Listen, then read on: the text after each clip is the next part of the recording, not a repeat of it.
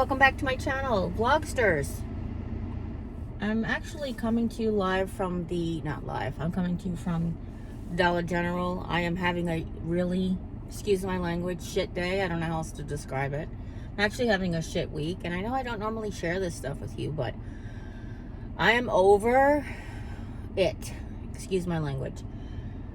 Talking to friends with chronic illnesses and chronic pain and those types of things are really beneficial, but even they will say that there are times when you're like over it. You're just over it, and you feel overwhelmed and underwhelmed at the same time, like underwhelmed with life and overwhelmed with pain. And today it is hot out and I still have back wounds and they suck, and I just came from wound care, and I was telling the nurse that to keep my shoulder, I'm starting to get a hunchback from just keeping my shoulders off of like the chairs and stuff, but it's causing my spine to be affected negatively.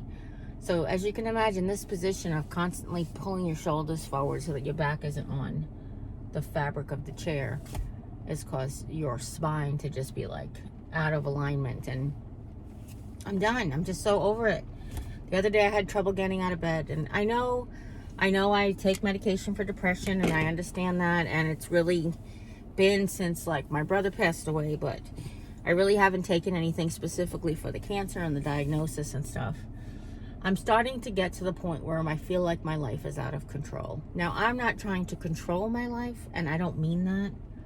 Please don't take that the wrong way. But I feel like I don't have a handle on anything. This morning, for example, Jim was looking for a hand towel, and yesterday he found a hand towel that goes with like my autumn stuff, and I said, well, there should be two of them because I have two of every hand towels that are decorative. And he's like, I can't find the other one. And I was like, oh my gosh, like what? I feel like this is the kind of situation where 4 years ago, I would just been like, get down there and get it myself, you know, and not even think twice about it. But I'm so tired of the restrictions, and I'm tired of my body not wanting to cooperate. And I think that a rainbow is probably coming out because it's actually raining in the sunshine. And I actually just heard something for the first time about rain in the sunshine. The devil's fighting with his wife. If it's raining while the sun's out, the devil's fighting with his wife. It was on social media where somebody was like, you know, you're from the South if, and I was like, I never heard that before, but apparently it's happening now because I don't know if you can see any of the raindrops, and now you can see the sunshine. So I have to put my sunglasses back on. That's what that is. My good black sunglasses you guys have seen in tons of videos. I lost them going on the cruise when I was going through like the customs thing on going onto the cruise. We had to throw all of our stuff onto the conveyor belt, and I was in the scooter, and I was just learning how to drive the scooter. Like, I did practice around my yard, but that wasn't really, there was no people, and trying to navigate like tiny roads, and it's just a whole thing with luggage. That's another thing I didn't practice. If you're gonna get a scooter to practice to go on a cruise or something, or shopping, definitely load stuff in your cart while you're practice, get your feet wet, but then like load your cart up and then go, because there's a whole other dynamic to driving with crap under your feet and stuff. I know I could still laugh. You could still be sad and laugh. It's just, I'm overwhelmed. My bestie texted me yesterday, and she was like, I heard you're not doing good. And I'm like, no, and I don't want to talk. I just want to process. I just want to take the time to process and pray and clear my head of everything. Stop thinking, overthinking. The ADHD medication helps, but when you can get it, apparently there, like I said this in a previous video, there's like a nationwide shortage, and it's been like 10-12 days since I've been off of it. And I have to tell you, it's literally like, I don't know, maybe if you're a person with or if you know somebody who's got a cochlear implant, it's like getting it and you can hear clearly, and then like losing it, and not like taking it off, because that's your choice. It's like losing it or having it break, and then you're like in the deaf world again. And that's what it feels like. It feels like the equivalent of that. I'm not trying to compare my ADHD to someone's deafness, obviously. But that's what it feels like. It's like I learned what it was like to control these crazy thoughts in my head with medication, and now I don't have it anymore. I don't have the medication anymore. It's like, what the hell is going on with the crazy thoughts in my head? Like that.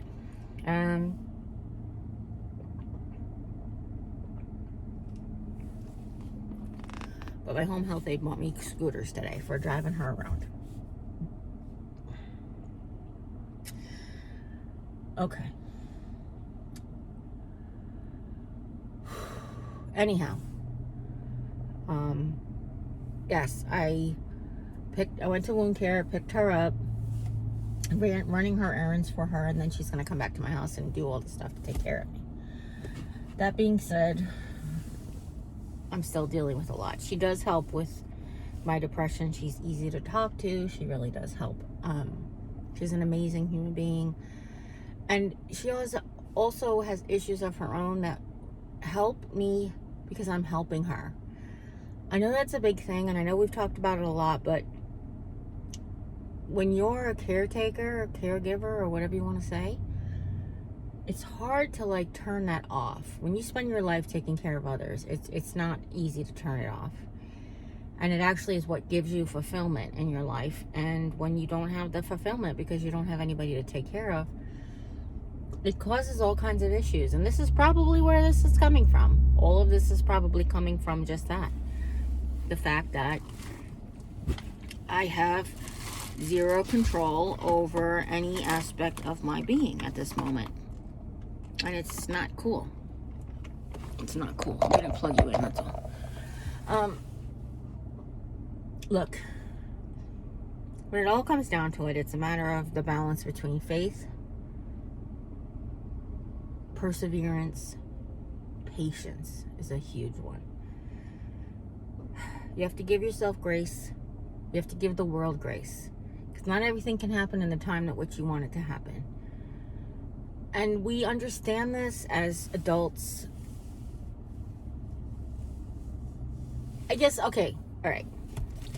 I know that I've shared this philosophy that this lady made this video on my channel before about like learning how to like drive a crappy Chevette. I've shared that linked in a live stream that I was talking about one day. But the truth is, I spent like 40 years of my 50 years, 53 years on the planet, learning the tools to deal with ADHD and have a very productive life. It's hard. It's always been hard. I still bite my nails. I still pick, like, twirl the hair and pick the thing and, you know, pick the cuticles. And I constantly have those types of things. Having sort of control over my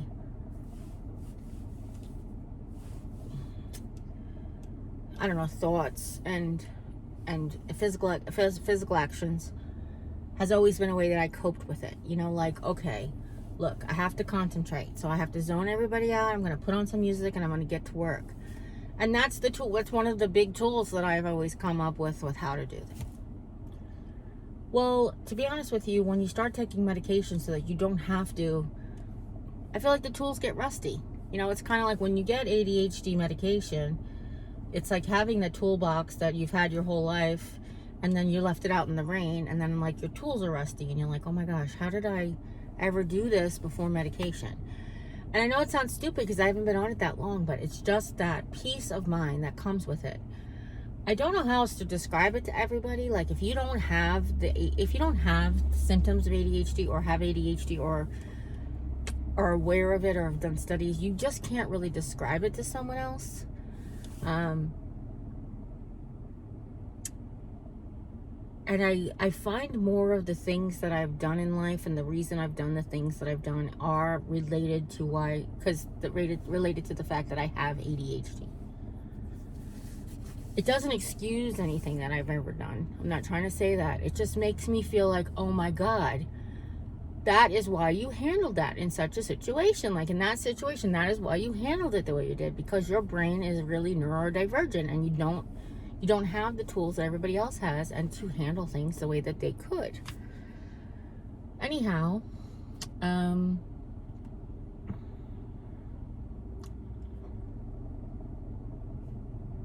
if you don't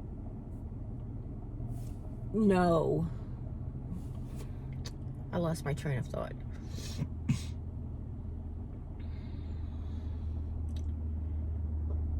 I have had illness before. I have had wounds before. Nothing to this degree, of course. But I was able to deal with those particular situations because I had my ADHD toolbox of tools that I needed to learn how to deal with those things. And a situation would arise, and it's the first time the situation would arise, so like I didn't have tools for it, and I would just do whatever I did to cope with the situation. But this particular time, this is not only worse because the amount of restrictions, but what really gets to me this time, I think, okay, here's a perfect example. In 2011, when I tore my meniscus, the doctor said don't dance anymore, and that killed me. But I knew that in my heart, someday I would dance again. I would get to the point where it would be like I was going to be healthy enough or thin enough or muscular enough. My muscle tone would come back and I would dance again. And I did. I don't feel that hope now. And it's not that I'm hopeless. I just know that the situation is, for right now, mostly irreparable and actually damage causing. I wanted to clarify something that I had talked about on a live stream, but I don't know that everybody knew. The reason I'm not going on treatment is the back wounds, but it's not just because I can't have the back wounds continue. If I go on treatment and the back wounds get so bad that the doctor says you have to be off of treatment, that is really bad. To be on and off treatment like that, just constantly like, is it going to work? It's kind of like an antibiotic. The doctor was kind of like, your body can become,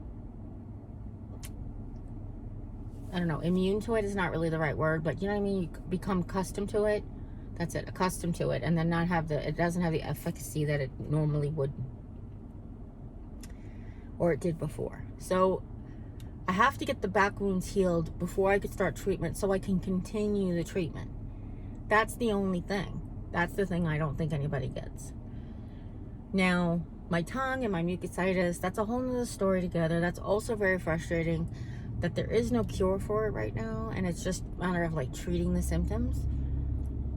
And like there's no rhyme or reason. Like some days it's okay to eat a bugle or a tortilla chip, and then some days, you know, a pear skin freaking hurts me. And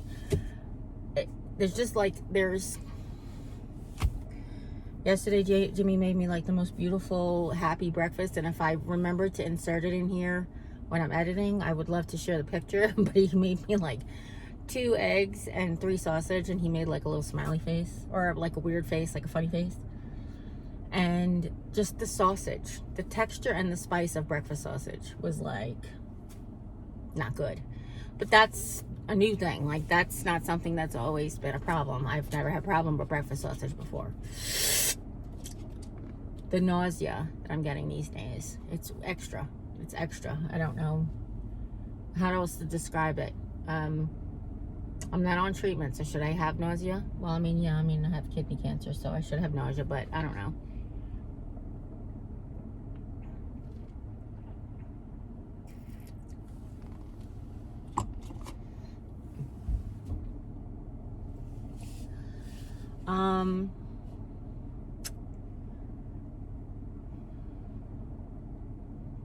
I feel like you guys come to me for light and love and sunshine.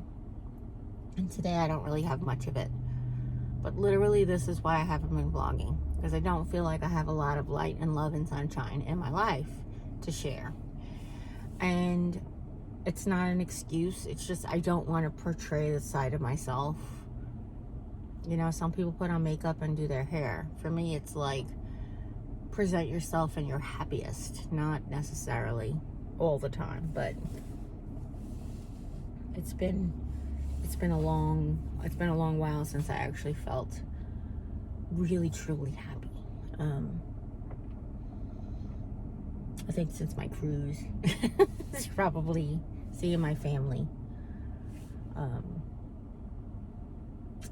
So there's been a lot of different things. Jim and Mom, mostly Mom, doesn't want to go to North Carolina. I thought it was the other way around. I thought it was mostly Jim. But going to North Carolina just seems like the right move for me. It's warmer, but there is humidity. But the Duke University has so many wonderful kidney cancer studies that I am qualified for. Some I'm not, because some are if you've never had treatment before. But some are. Some I have if this treatment worked and this side effect was there and this, every other thing. My oncologist has always recommended if I wanted to ever go see a specialist, but I'd have to go all the way to the city, and it's a lot. It's not only taxing on my body to drive the hour into the city or the hour and a half into the hospital, but it is taxing on my wallet. Especially with the price of gas these days. It used to cost $20 round trip. Now it's like $30 round trip, and that's not getting into the price of gas. It's not about that, the economy and the whole thing. It's funny because I had this conversation with Mom the other day. We started to talk about politics. It's just some things I don't understand. I asked her, I was like, that doesn't make you angry that people are using your Jesus for their nefarious purposes? And she's like, what are you talking about? And I was like, well, look, here's what it comes down to. People talk about their religious freedom when it comes to their Christianity. They should be able to practice their Christianity wherever they want, whenever they want, and to whoever they want. And they should allow their Christianity to dictate rules of how people should live their lives. But if anybody ever tried to do that to them, it would be like a whole nother story.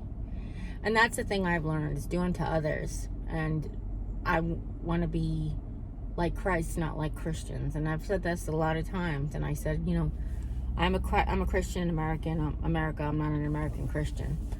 And I was like, it's very double standard. Some of the standards are very hypocritical and double. Like you can't say, I want to, I'm Christ-like, and then try to control other people's beliefs and feelings. Jesus didn't do that. Jesus didn't punish people for not following him.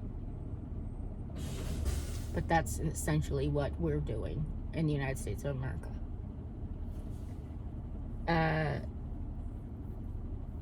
It's just like this whole conversation we had the other day about politics, and I was like, she really only watches one or two news sources, but they're basically the same news sources, if you know what I mean. And she's like, well, you just can't get honest news anymore. I'm like, yeah, you can. And I was like, broadcast news is the only news that has to tell the truth. She's like, well, they don't tell everything. I'm like, well, I only have a half an hour every night, or an hour. I was like, what else? Everything. Of course, they don't tell everything, but they also they can't lie to you. It's against the law. The FCC has regulations about broadcast news. Anything over the free airways has to be truthful in the United States of America. And that's why CNN and MSNBC and Fox and Newsmax, they can do what they want because they're not under the FCC's regulations. They can say what they want. They can make up their own rules. They can do their own thing. So it bothers me that she doesn't want to educate herself to both sides. And I listen to both sides, but listen, I gotta go. Anyway, please educate yourself. That's what it was all about. Just don't listen to just one side of the story. Listen to both sides. And if it doesn't make sense to you, do research. Find out. Investigate. Don't just go on someone's word. Okay? Okay, so to add more to that, we're at a friend's picking up some stuff. So to add more to that is, please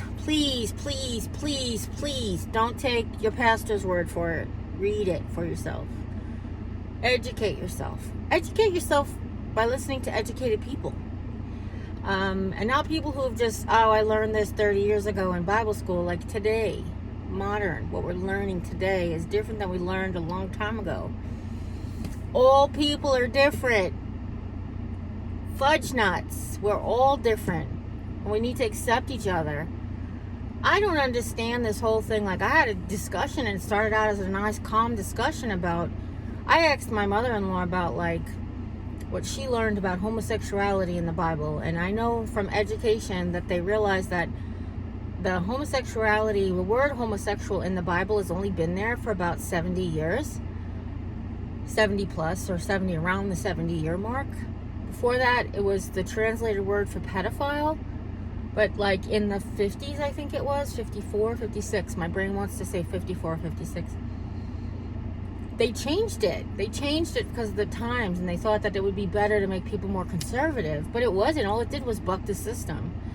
And she's like, well, why are there so many now? I was like, there's so many now because they're not killing themselves because they have to live in a society that doesn't accept them. They're not more than there was before. They're just not hidden away like they were before. Whether it's transgender or homosexuality, whatever it is, pansexuals, bisexuals, people who are non-binary. This is a new concept to some people, but literally, you never had like an androgynous friend? Like, they had a character on Saturday Night Live in the 80s where it was androgynous Pat, and that was literally, she was non-binary. We just didn't call it that at the time because now we have a proper label for it. It's so frustrating. It's so frustrating. And what really frustrates me about it is people who don't know somebody who is transgender or homosexual or pansexual or bisexual or non-binary, and then judge them. No. Judge a person based on their character, not their actions. Not their actions, not their preferences, not the way that they're brought up, but judge them on who they are. Are they nice people?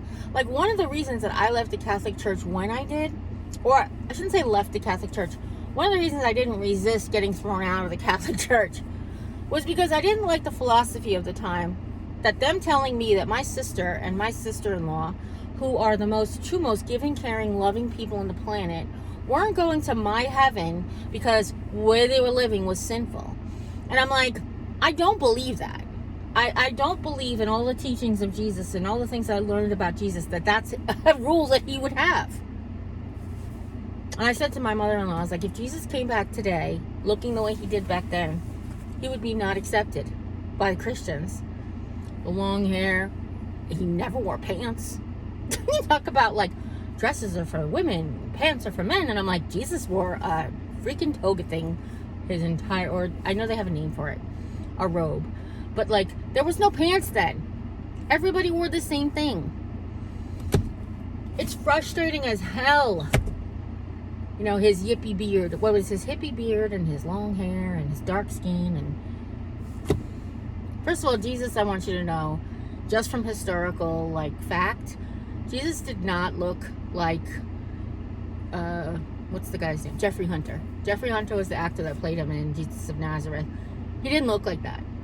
He was from Israel. People from Israel have different tones in their skin. It just blows my mind. My mind's blown. First of all, do you know we all were born with melanin in our skin? We all came from Africa. I know that throws off all of the learnings of the Bible, but I think that that's all just put into words to make people understand, as opposed to what it really was. They talk about how can God created the earth in 7 days when we know that dinosaurs and listen, if you believe that God created the earth, you have to also understand that God is not in our timeline. Excuse me one second. God does not follow our timeline. What's one day to him is not one day to us. Just let me just put that out there, and I'll be back in a second. So I'm home now. Let's just finish this chat up properly. I've had a little bit more caffeine, so my brain is working a little bit better. When it all comes down to it is, listen, we were taught the main commandment We were taught 10 commandments by God. We were taught one commandment, the great one that's supposed to top all of the others, above not killing people, above not stealing from people. We were supposed to do unto others as we'd have them do unto Jesus or ourselves. That is the biggest thing. That is the philosophy to which I live my life. If you don't want to be gay, then don't be gay. But don't stop someone else from being that way. If you don't want to be transgender, don't be transgender. But don't stop other people from being that way. You want people to stop you from being a Christian? You know what's really funny is that my mother-in-law is starting to use things that the conservative right have been using as like tools. And I asked her this before, and I'll ask you guys if you know. Why is woke a bad word? She's like, well, who made it a bit? I was like, no, we created woke because we're awake. We're awake to reality. We're not still asleep living in the past. That's what woke means. When did it become, when you guys started using it as a bad word? You have to realize that makes you not look very intelligent, because you're actually saying that I want to be asleep and pretend that the world doesn't exist. The same thing goes for, I should say. When did woke become a bad word? And the other thing is,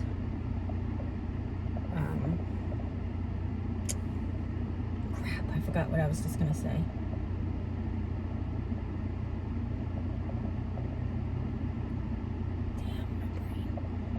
Damn my brain.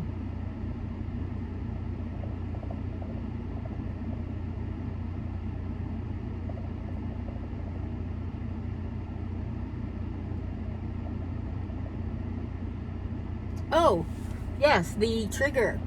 They're like, she said something about triggering, and she giggled, and I was like, you know, that liberals aren't the only one that get triggered, right? Because you literally are getting triggered every time somebody says transgender, homosexuality, rainbows, like literally. Let me just tell you something. We read a passage from the Bible about rainbows, and it was exactly hysterical. Sorry. I was just going to ask you for this package. That's the laundry detergent. Thank you. Love you. Sorry. Sorry about that, everybody. I got a shirt and I wanted to open it on camera. Yes. How can you afford a shirt, Jerry? It was actually a credit because a shirt that they sent didn't get arrived, so I just got it. It's from like way back. But I picked something different, so. Anyhow, they like getting triggered, and I'm like, every time you hear a word like, oh, a Bible passage. We're reading a Bible passage about rainbows, and it was like, I will try to put the quote here, or at least down in the description box below, but literally there's a passage in the Bible about rainbows, and then Mom's like, see, that's what rainbows really are for. And I was like, what the hell is she talking about? Because that's what a rainbow really is. And I was like, no, a rainbow really is the light diffracting through the raindrops.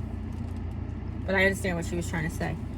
And I was like, you do know that rainbows oh, that's a very short shirt. That's a cute shirt, and it's very wide, but it's a little short. Oh, that's really cute. Okay. You do know that rainbows are rainbows because, you know, of the situation they were taken because of the situation. Like, it's not like they just decided, like, excuse me.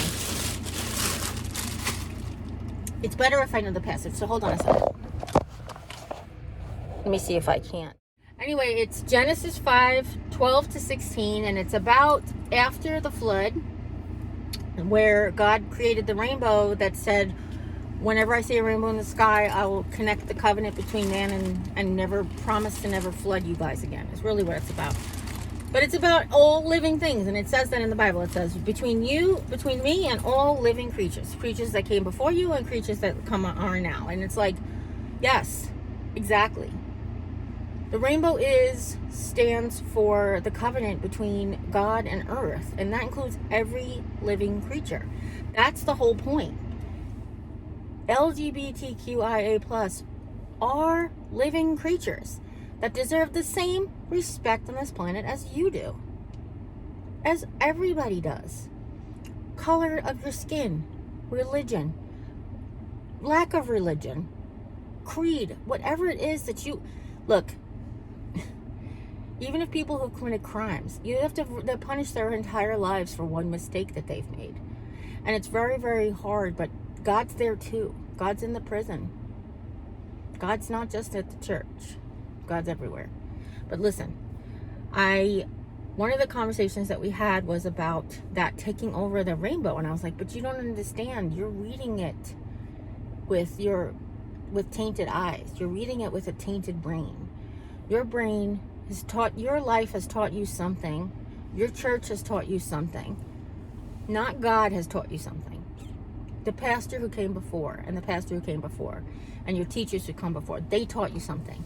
But God didn't teach you that. God didn't teach us to be prejudiced. People taught us to be prejudiced. God didn't teach us to hate others. People taught us to hate others. God didn't teach us to judge others. And so on and so forth. What God actually asks us to do is to just love each other and treat each other with kindness and respect. And that's all I ever ask anybody else to do. So I ask you, before you judge others, including me and my journey, or others who are chronically ill or in chronic pain, before you go ahead and judge them, just do me a favor. Think about what we're asked to do to treat others with respect. If this was you and the tables were turned, that's what I finally got to with Mama, by the way. I said, what if the tables were turned? What if you were the person who was living in a country where you couldn't act on your Christianity and people were using their religion against you? What if we couldn't have bacon anymore because this was a country that no longer allowed bacon, or eating pigs? What if that was the reality of the situation? Would you want somebody to tell you you can't have pig because they don't eat pig? You know what I'm saying? It's just the same thing. People get on their soapbox about being vegan.